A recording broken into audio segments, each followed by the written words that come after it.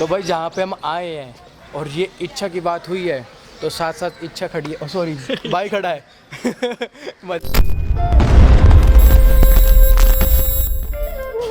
Hello everyone, आप सबका स्वागत है मेरे एक न्यू व्लॉग में। और आज हम सुबह सुबह जल्दी रेडी इस वजह से हुए हैं क्योंकि आज हम मंदिर जा रहे हैं, वो भी देवसर मंदिर। हाँ, काफ़ी लोगों को पता होगा, काफ़ी लोगों को नहीं पता होगा, पर ये एक प्राचीन मंदिर है और हम आज इसलिए जा रहे हैं क्योंकि हम देखते हैं वहाँ पे जाके हम पंडित जी से पूछेंगे, पंडित जी से बता देते हैं वहाँ पे। और काफ़ी अच्छा है। तो उससे पहले आप सिनेमैटिक शॉट्स देखो। बाय।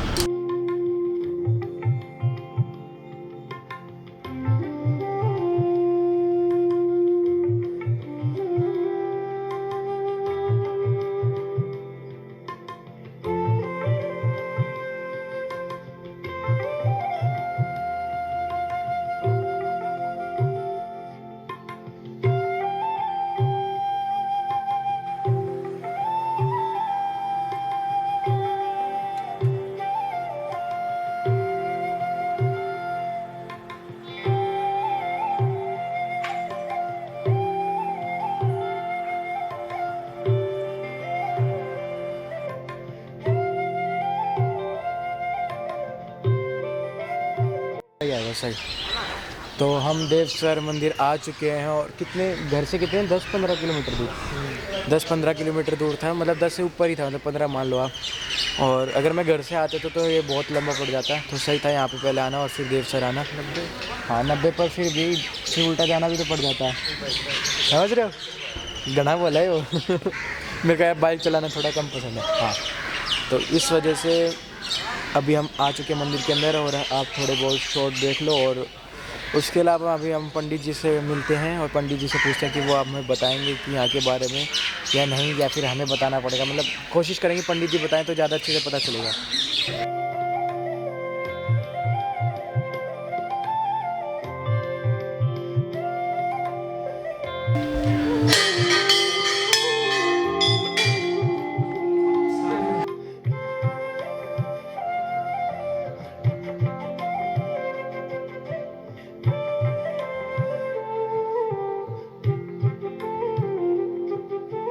तो अभी हम मंदिर आ गए, तो मुझे कुछ था कि अगर पंडित जी हाँ कहेंगे ना कहेंगे मतलब रिकॉर्डिंग के लिए, तो पंडित जी ने मतलब अपनी अनुमति दे दी थी हमें। और मैं पंडित जी का नाम बता देता हूँ, महाराज श्री विक्रम पंडित जी हैं। और तो उनने अभी हम उनके साथ रिकॉर्ड करने चल रहे हैं, तो आओ आपको पार्क में लेके चलें। तो आज हमने जैसे कि आपको बताया हम देवसर मंदिर आए हैं और अपना कीमती समय हमें पंडित जी ने अपना दिया हमें और आप लोगों को भी दिया, तो इसके लिए आपका धन्यवाद पंडित जी। और जी, आज जो देवसर की बातें हैं कुछ मतलब जैसे कि कब स्टार्ट हुआ था, कब मतलब इसका निर्माण हुआ है, तो वो पंडित जी आज हमें थोड़ा बताएंगे। तो पंडित जी, सबसे पहले जितने भी दर्शक चैनल से जुड़े हैं उन सभी को जय माता दी। माता रानी का आशीर्वाद सभी भक्तों पर बना रहे।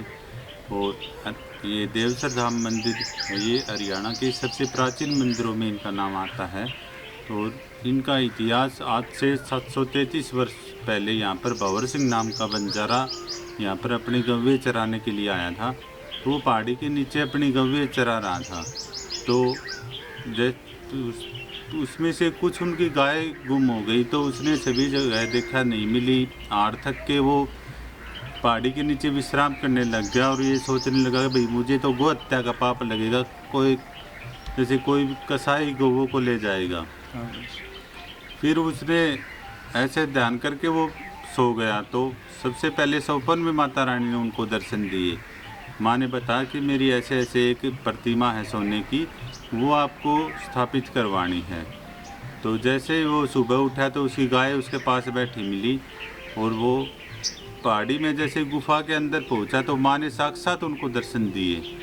तो माँ ने बोला कि मेरी ऐसी ये प्रतिमा है, ये आपको स्थापित करवानी है। और जैसे ही वो प्रतिमा के पास पहुंचा तो उसने देखा और छोटे मंदिर का निर्माण करवाया। फिर ये माँ ने ये बताया उनको कि भाई ऐसे ऐसे मेरे यहाँ पर ओछत खेड़ा परिवार से मेरे यहाँ पर पूजा किया करते थे पहले, वो किसी कारणवश यहाँ से चले गए थे, तो आप उनको लेकर आइए। तो वो कुछ आसपास के गांव वालों को साथ में ले जाकर फिर वो पापोड़ा गांव से हमारे परिवार ओछतखेड़ा परिवार से हमारे परिवार के सदस्यों को लेकर आए थे और तभी से ये धीरे धीरे जैसे विकास होता गया। अब 1995 में ये भव्य मंदिर बना, भव्य मंदिर का निर्माण हुआ और अब माता रानी की कृपा से अब यहाँ पर सारी सुविधाएं हैं, धर्मशालाएं हैं, बहुत सारी यात्रियों के लिए ठहरने का विशेष प्रबंध है, भोजन का निःशुल्क प्रबंध है और भी लिफ्ट की सुविधा है और सभी तरह की सुविधा है यात्रियों के लिए।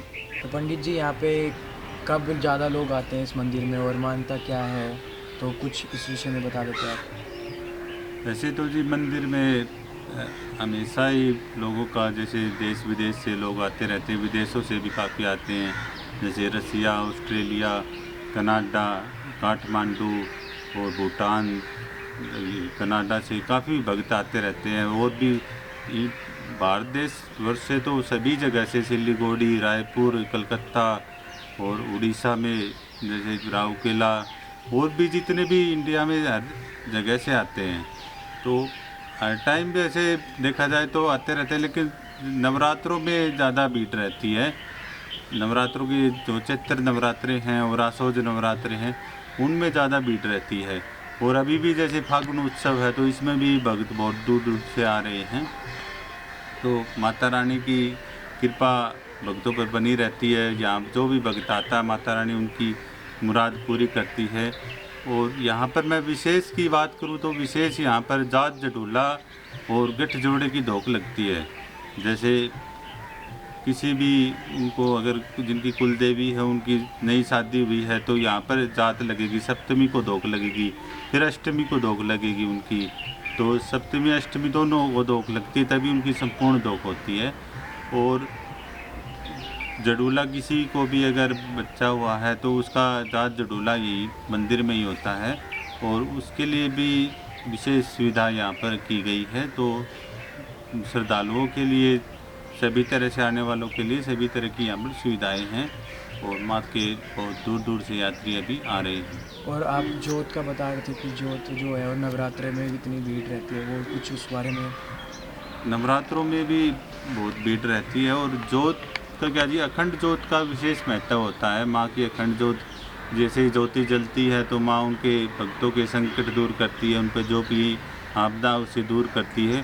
और यही अपनी, आप कहीं भी जाओगे तो इतनी अखंड जोत आपको ने देखा भी होगा, भाई नहीं देखी होंगी इतनी, तो अपनी माँ ज्योतिर्मयी माता है। तो ये अखंड जोत की विशेष महत्व होता है। इसमें तो श्रद्धालु अपनी इच्छा से 9 दिन, 11 दिन, 21 दिन, 41 दिन, कोई 6 महीने या साल भर की जोत भी लगाते हैं।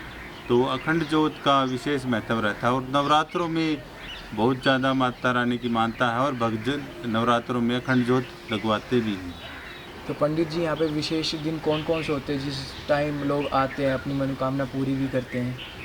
यहाँ पर जी विशेष दिन की अगर बात करें तो हर महीने शुक्ल पक्ष की त्रयोदशी को माता रानी का भव्य जागरण होता है, जो अब की बार 16 मार्च को है और ये होली उत्सव पर है। बहुत बड़ा विशाल जागरण होगा और विशाल भंडारा है। इसमें बहुत दूर दूर से श्रद्धालु आएंगे और अपनी मन्नतें मांगेंगे। माता रानी सबकी मन्नतें पूरी करेगी। और यहाँ का विशेष महत्व ऐसे भी है कि यहाँ पर कोई भी भक्त खाली हाथ नहीं जाता, यानी झोली भर के ही जाता है। माता रानी का इतना विशेष महत्व है इस धाम का। तो जितने भी श्रद्धालु आए हैं यहाँ पर झोली भर के ही गए हैं और माँ सबकी मन्नतें पूरी करती है। और नवरात्रों में तो माँ के प्रोग्राम होते ही रहते हैं, जागरण वगैरह भी और चौकी वगैरह भी, माता की भंडारे भी। अभी जैसे गुप्त नवरात्रे थे तो उनमें डेली माता की चौकी होती थी, जागरण होते थे। तो माँ का भव्य मंदिर, दीपावली पर भी भव्य मंदिर सजाया जाता है। हिंदू धर्म में जितने भी सनातन धर्म है उसमें जितने भी त्यौहार आते हैं हम बड़ी धूमधाम से मनाते हैं और माता रानी सभी भक्तों की मनोकामना पूरी करती है।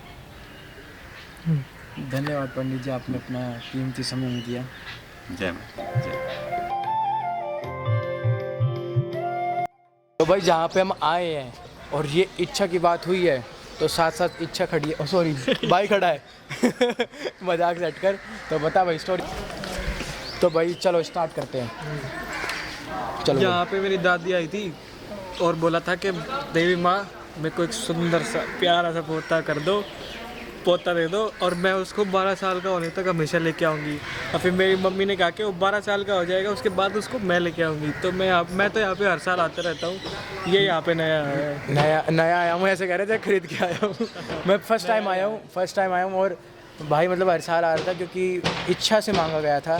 और वो इच्छा मन से मांगा जाता है, इच्छा से तो इच्छा होती है। इच्छा से मन इच्छा। ओके, समझ गए, आप समझ गए। ऑडियंस बहुत प्यारी है, सब समझ जाती है, वो सब्सक्राइब करना भूल जाती है, वो आपको मैं याद दिला रहा हूँ, आप करके जाना। अब बिन करे चले जाते हो यार, ऐसी थोड़ी ना बात होती है। तो आज के व्लॉग मैं यहीं ख़त्म करता हूँ क्योंकि प्यारे प्यारे शॉर्ट्स आए, आप उसका आनंद लें। और मंदिर के बारे में आपको बता दिया था पंडित जी ने, विक्रम पंडित जी ने बता दिया था आपको, तो ठीक है। बाकी हम चलते हैं। कहाँ चलें, हाथ दुख गया भाई मेरा, भाई।